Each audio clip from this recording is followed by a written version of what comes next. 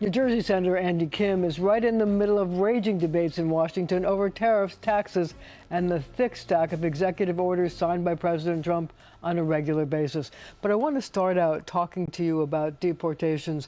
You know, Homeland or Borders are, Tom Homan was in New York this past week, and he was talking about and defending deportations. Now, I know that you had occasion this past week to go to an ICE center, and I wonder what your take is on their insistence that they have to get dangerous criminals, their words, out of the country.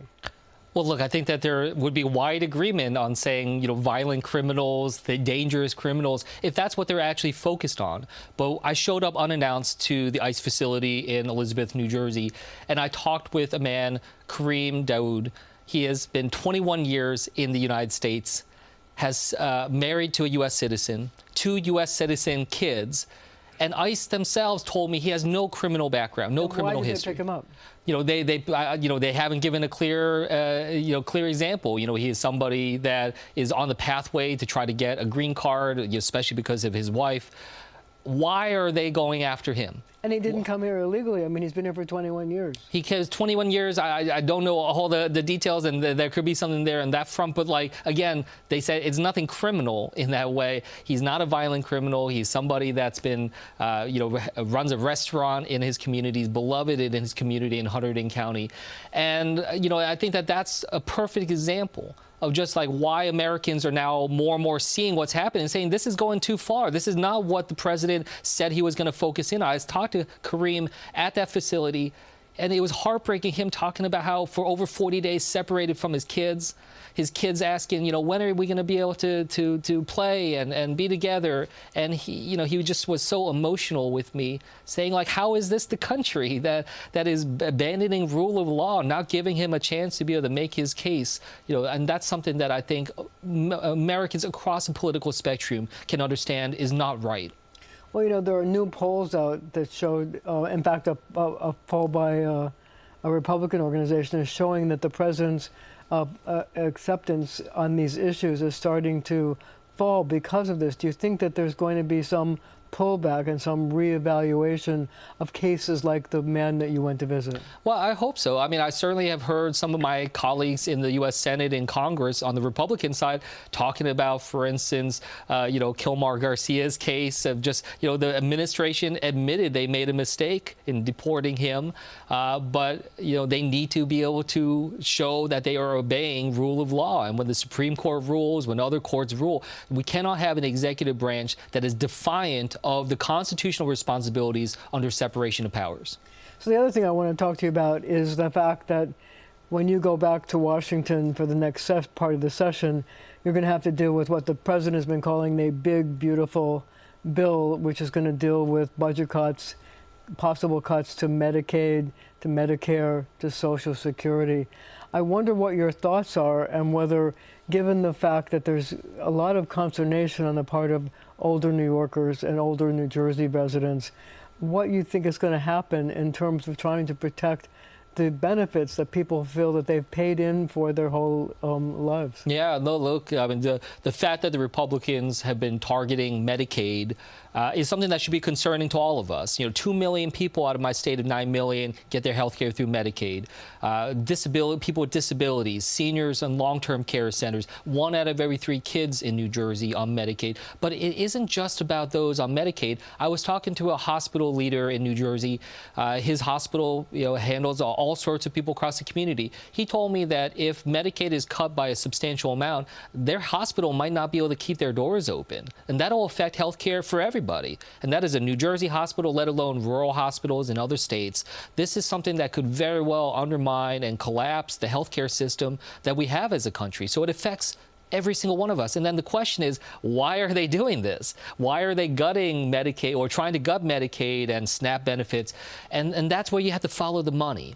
And you see $4.5 trillion for giving tax cuts to billionaires and the wealthiest Americans, people who are so wealthy that they have their own personal space program, they're not the ones that are in need right now. And when you tie that in with the tariffs that the president's been pushing on, he is not dealing with the fundamental issue that people elected him from, which is about lowering costs and helping families manage these tough times. Well, I did read recently that the president is thinking of asking for tax hikes on people who make $1 million a year or more.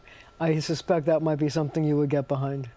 Well, look, we'll see what the total package is in terms of what they're actually trying to do. But what I've seen from this administration so far, especially with this cabinet of billionaires, is an effort, that is really undermining, a lot of the things that we've been trying to do to be able to provide and be careful about this growing inequality that we have as a nation. But, when I talk to Republican lawmakers in Washington about the possible of cuts, they say, I say, aren't your offices being inundated with calls from people who are worried?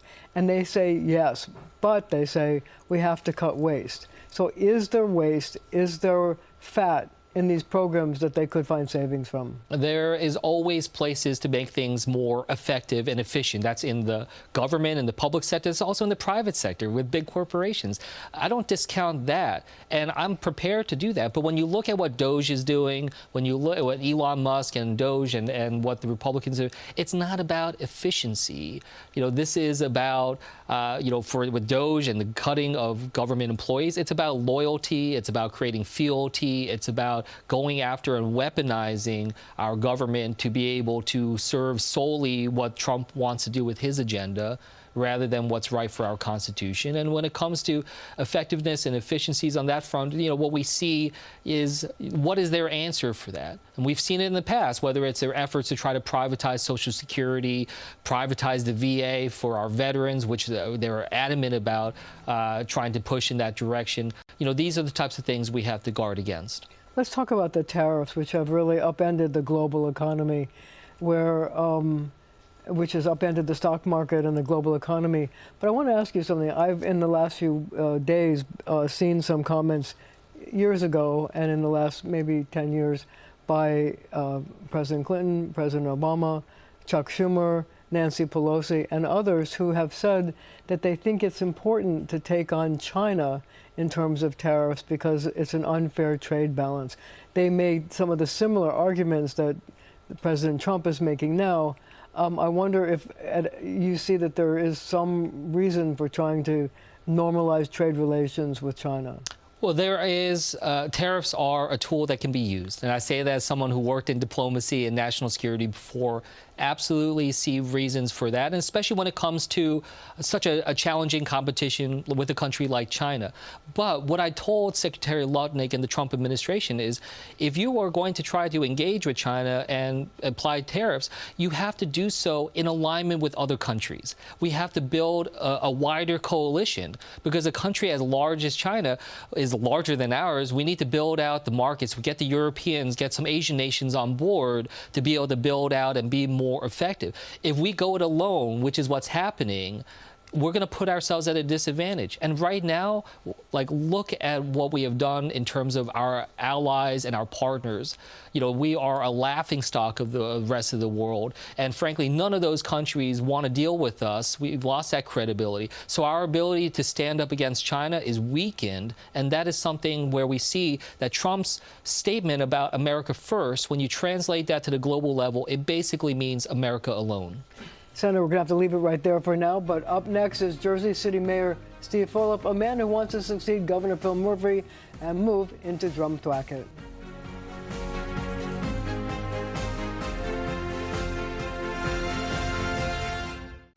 We're back with New Jersey Senator Andy Kim. So I guess the question a lot of people are asking is this: what are the Democrats going to do to counter what turns out to be a very popular president to a lot of people? Well, I think we're seeing that as people see more and more of what he's doing, he's actually becoming less popular. And we're seeing that because people elected him because they thought he was going to try to lower prices, try to help them with their tight budgets. In fact, not only is he not doing this, he is making things worse. And that's something that we saw with the tariffs. And what you saw with the tariffs is when there is a lot of attention and noise about the dangers of what he's doing, he backed off. You know, that was an incredibly important moment for us to see. I mean, how many times did he say, oh, I'm not going to reverse course, I'm not going to reverse course, and then he did exactly that. It gives us a sense that when he hears that pressure, he is somebody that can change course. We're now trying to do that when it comes to Medicaid cuts, for instance. This effort to gut Medicaid, I've been doing town halls all across New Jersey, especially in some of the Republican congressional districts in New Jersey, going on the offense there. You know, being able to put pressure. We have 3 members of Congress from New Jersey that are Republicans that voted to support that bill moving forward. They could be the difference in the vote, and they could actually, just the 3 of them, be able to stop this cutting of Medicaid. So is there any chance in New Jersey that you can defeat the 3 Republican congressmen who are up for election not this November, the November after? Well, certainly, you know, they will feel that pressure from the voters as they continue to just do and be a rubber stamp to Donald Trump. I think about that as someone who won in 2018. I beat a Republican congressman in New Jersey that tried to gut the Affordable Care Act and voted for that tax bill that took away our SALT deductions. And he is somebody who won his election by 20 points previously, and I beat him. And I think that shows just how vulnerable you can be if you go across the American people. I guess my question is this: you've been going to a number of town halls. I wonder what you're hearing, and are you going to town halls in areas that are represented by Republican congressmen? And I wonder, when you go into those areas, what are those people saying to you? Are they towing the line in terms of supporting President Trump, or are they starting to wonder whether they really are represented? Yeah, well, what I hear is, I have done a lot of town halls in Republican areas of New Jersey. And yes, people are showing up in droves, you know, whether it was when I was in Ocean County, hundreds of people showing up, you know, going all across the place. They are very concerned about what's happening. And I think that there is, especially amongst independent voters and others, a feeling that, you know, this president lied to them, is not actually focused on what they thought he was going to focus on, which was they thought he was going to focus on the economy.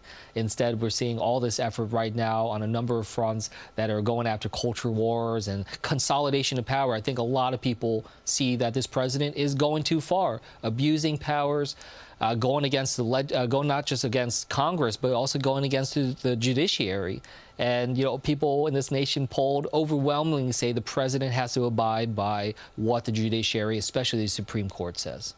Well, you know, he's also floated the idea of a 3rd term. Oh, my goodness. Another term. Yeah. And the idea that possibly he could do it by having the Vice President, J.D. Vance, run as the presidential candidate, and he is the vice presidential candidate, and then flip. Yeah, you know who did that was Vladimir Putin. That's how Vladimir Putin stayed in power. So if he's taken his cues from Vladimir Putin, I think we're in a very dangerous place as a nation. I've heard Republicans, colleagues of mine, you know, push back on that idea because it's wrong.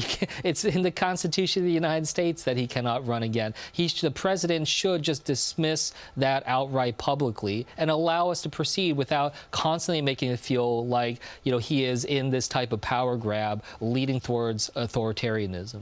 Well, you know, his merchandise that he's now selling a hat that says Trump 2028.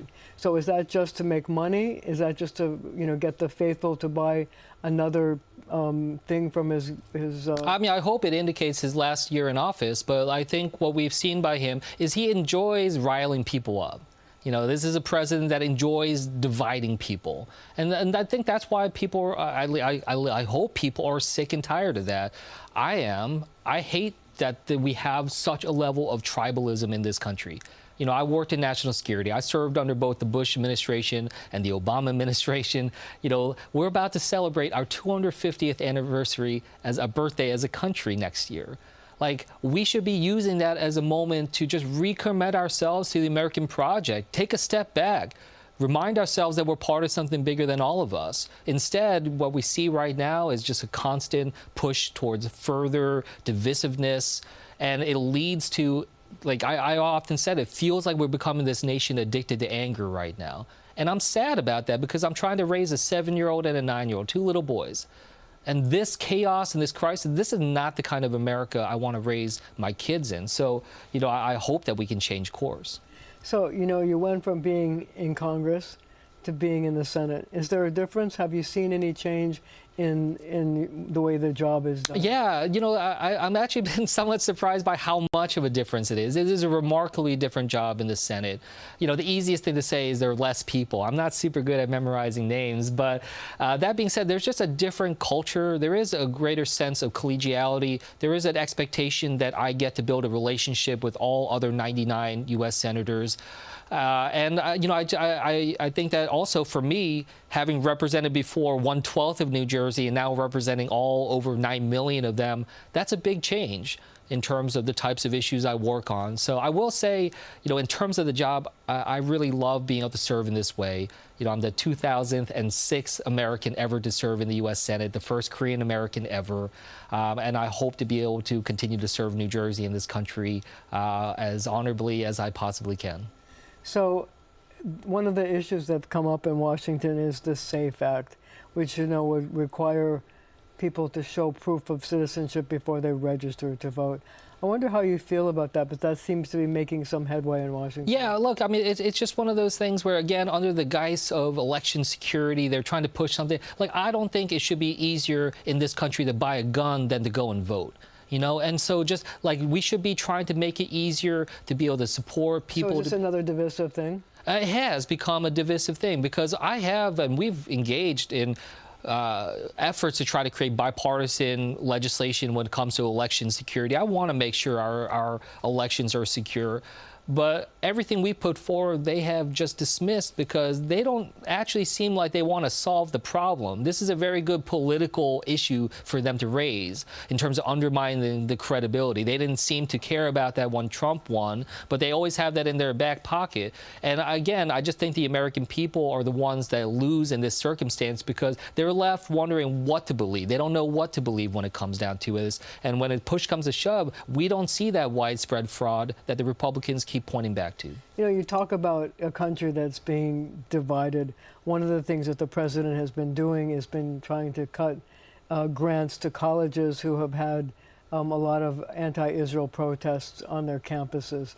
I wonder how you feel about that and if those actions stop dissent or further create divisions in our country. Yeah, well, look, first and foremost, yes, we're all concerned about the level of anti-Semitism that we're seeing in this country. I saw a recent report about, the huge escalation in numbers. But what we need to see is that Trump is not somebody who has been taking actions to actually address this in a meaningful way. He's weaponized this to go after colleges that he thinks are, elitists and liberal bastions.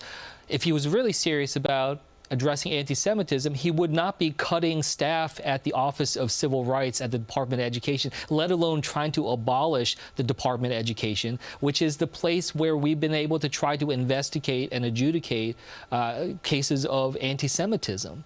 He wouldn't be taking all these types of steps that are making it harder for us to actually understand what is happening and be able to stop it. So that just shows the lack of actual commitment. I work on the Homeland Security subcommittee in the Senate. They're trying. The Trump administration has been talking about gutting FEMA.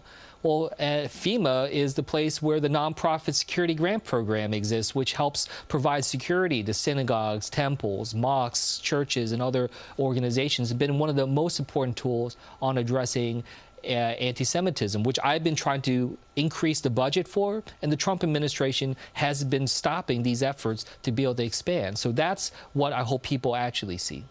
As we're talking about schools and colleges, the president is also trying to limit the visas that students from other countries are getting to actually come and work here. And I had the occasion this week to go out and talk to people about that. And I can tell you that there are people on two sides. People who say it's wrong, but also people who wonder if you bring, say, a student from another country who gets technology and gets the ability to see how we're doing things here, and they worry about the security involved of taking that intelligence back to a country that might not be a supporter of the United States, like China or Russia. Well, look, we have tools and we have procedures to try to stop that type of espionage. But to try to paint that as anybody coming from whether China or elsewhere is a spy, I think that's very dangerous language. I say that as an Asian American married to a Chinese American. We've seen how that type of rhetoric is fueling efforts in the first Trump administration, the China initiative, things that went after people who are in the United States doing research. That has been very dangerous. It's a level of McCarthyism that is scary. The other thing I'll just say is our nation has benefited tremendously from being a magnet of global talent. And right now, that is all going elsewhere because of this atmosphere of fear that this administration has put in. We're going to not have the Googles and the Apples and the other things of the future if we continue down this path and just allow other nations to be able to take up the talent that for 100 years and more our country has been a mecca for. And I just think that that is so scary right now. And it's going to hurt our economy, hurt our innovation if we don't change it.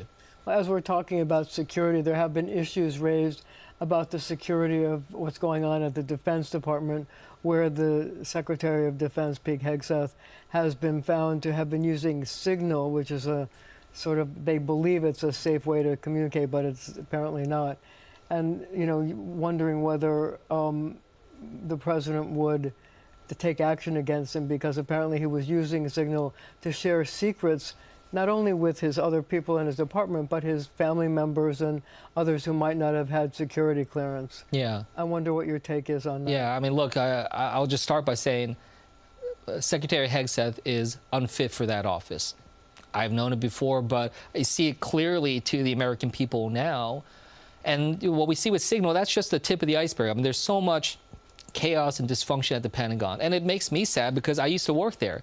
I worked in the Office of the Secretary of Defense as a career public servant. And to see that level of chaos, it's not only disheartening, it's actually dangerous for our nation to have the Secretary of Defense unable to be able to lead in that way. I've worked in those offices. There's a reason why you shouldn't be able to have those types of technologies inside. I had to leave my phone outside of the office every time I went into the Office of the Secretary of Defense for a reason. So the idea that he thinks that he's above the rest of us, if I did a fraction of what he has done so far as the secretary in terms of Signal and other things, I would have been fired a long time ago. And we should not allow double standards for our leaders, especially someone who runs the largest, most powerful military in the world. Do you think that the president should rethink his appointment of Secretary Hegseth? Well, I think he should rethink a lot of his appointments, but starting with Pete Hegseth, yes. Senator, thank you so much for joining me, and thank you at home for joining me as well.